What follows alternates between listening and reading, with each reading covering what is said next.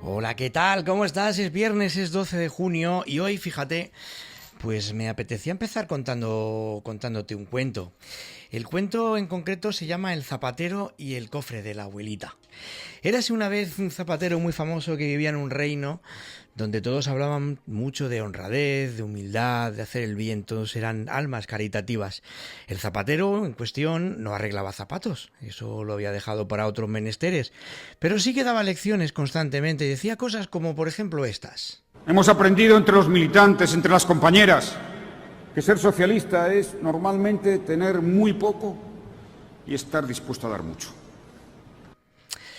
Muy poco y estar dispuesto a dar mucho. Pero un buen día, un cruel y malvado juez decidió, por lo que sea, enviar a sus guardias a registrar el castillo de este buen zapatero y encontraron un cofrecito. En principio un cofrecito que tampoco levantaba sospechas. Preguntaron, ¿y esto qué es? Preguntaban ellos sorprendidos a Zapatero y sus señoritas del hogar. Y Zapatero decía, nada, nada, cositas de la abuela que me dejó en herencia.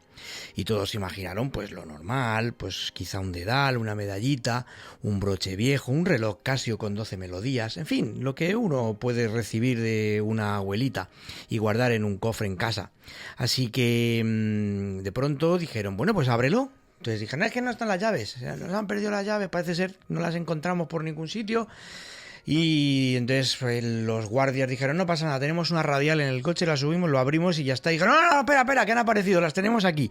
Se las entregaron y entonces ellos se dispusieron a abrir dicho cofre. Así que el tasador, al abrirlo, miró dentro, volvió a mirar, sorprendido, se limpió el monóculo y rápido, arduo y veloz dijo, Majestad, Majestad, esto no es un joyero de la abuela, esto es la cueva de Alí Baba.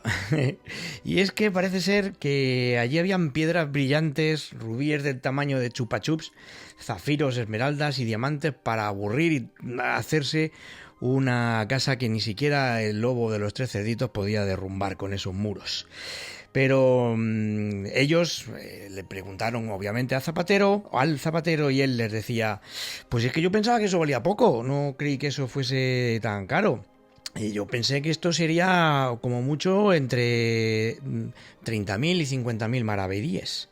Claro, lo normal. ¿Quién no ha confundido alguna vez? A mí me pasa habitualmente una fortuna con una pulserita recibida por la abuelita. A mí me pasa constantemente. En fin, el caso es que ahí empezó el baile.